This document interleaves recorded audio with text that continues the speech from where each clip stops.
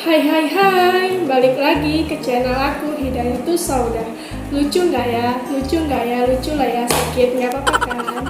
Oke teman-teman ya, walaupun sebenarnya nggak lucu sama sekali ya udah biarin aja. Dan kali ini aku mau bikin video itu tentang kisah aku di perantauan part 2. Dan buat teman-teman yang baru nonton video aku, jangan lupa subscribe ya dan like video ini jika kamu suka, dan jangan lupa di share. Dan buat teman-teman juga jangan lupa follow media aku ya, dan linknya itu aku sudah letakin di deskripsi dan kalian tinggal klik aja.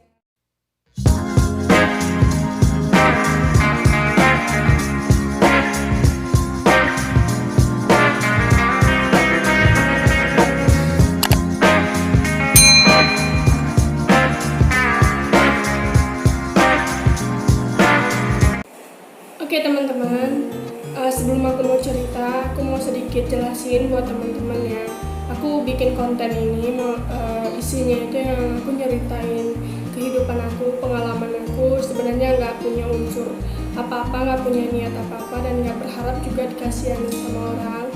Aku cuman ingin berbagi cerita agar buat teman-teman, apalagi teman-teman yang belum pernah merantau, jadi setidaknya dia nggak akan terkejut gitu. Dan aku sedikit mau kasih pesan juga, kita kerja di rumah orang beda kita kerja di rumah kita sendiri. Kalau kita di rumah kita sendiri, kita disuruh orang tua kita kadang membantah, kadang males-malesan, kadang bisa bilang nanti. Tapi kalau misalnya kita kerja di rumah orang, itu kita nggak ada alasan nanti, ada alasannya kerjanya nanti lah pokoknya gitu, nggak ada ya. Dan sedangkan kita kerja di rumah orang, kita cuma digaji ya paling gede lah 2 juta dalam sebulannya. Sedangkan kita kerja di rumah orang tua kita, kadang kita punya alasan apa segala macam itu nggak digaji. Tapi pernah nggak sih kita berpikir gitu, kasih sayang orang tua kita itu gimana besarnya? Dan duit 2 juta itu sebenarnya nggak seberapa sih guys. Ya udah, itu aja sih pesannya. Sekarang kita lanjut ya ke video berikutnya. Oke teman-teman, pasti bingung ya kok bisa mukanya berubah gitu. Jadi tadi aku waktu sebelum bikin video itu aku sebenarnya belum mandi, dan aku nih sebenarnya mau berangkat kerja, jadi kan masih ada sedikit waktu luang. Jadi aku sedikit mau lanjutin video kisah aku di perantau yang part 1 kemarin ya. Jadi setelah aku udah keliling-keliling nih ya, keliling satu mall itu, dan akhirnya aku bisa dapat kerjaan lagi itu dengan gajinya sebulannya itu cuman 1.600.000. Itu masuknya dari jam 10 pagi sampai jam 10 malam, itu baru pulangnya, dan itu off-nya cuman sekali dalam sebulan. Tapi ya mau nggak mau ya aku tetap kerja di situ karena aku ngerti aku nggak punya ijazah dan nggak punya skill ya.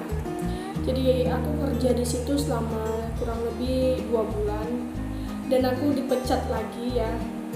Nggak dipecat, aku mengundurkan diri.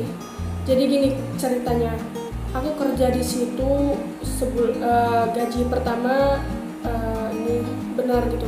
Pas gaji kedua itu gajinya kata bos itu lebih, tapi kan sebelumnya aku emang udah ada kasbon ya, kasbon 800, karena di situ gajinya tuh sering telat gitu karena bos sering keluar masuk luar kota. Jadi kan kemarin gajinya telat, jadi aku mau bayar kos sama uang makan juga, jadi aku coba minjem kasbon gitu sama manajernya itu 800, udah kasbon 800. Terus pas waktu gajian itu gaji aku tuh cuman dapat 800 gitu, 800 juga.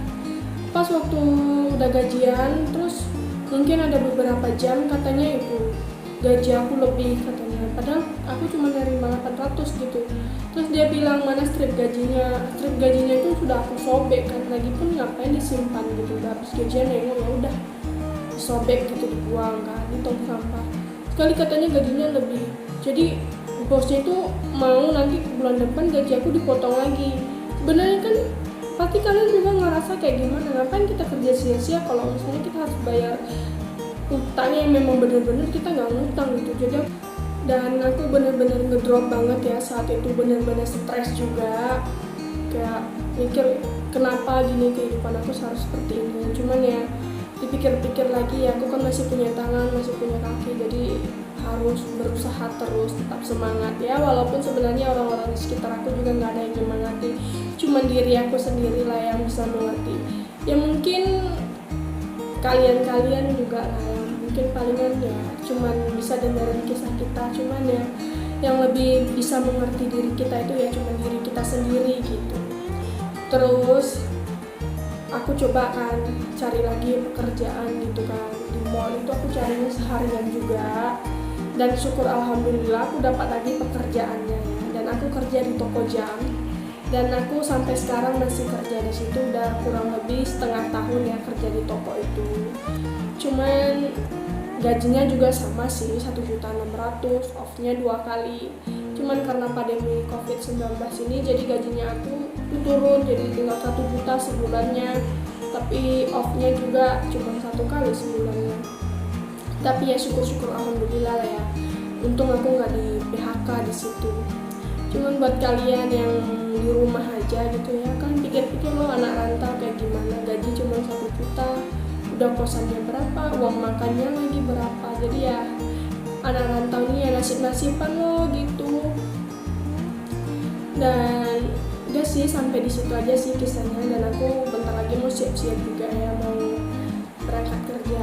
Oke teman-teman, dan kisah aku cuma sampai di sini aja, nggak ada yang spesial juga sih di kisah aku, semuanya menyedihkan, tapi nggak apa-apa lah ya, tidaknya mungkin bisa bermanfaat ya, ceritanya bisa jadi berbagi pengalaman juga buat teman-teman yang ada rencana pengen merantau gitu ya. Jadi kayak oh kayak gitu ya rupanya kalau kita merantau, jadi ya bisa siapkan diri gitu, bisa siapkan mental dengan cobaan gitu.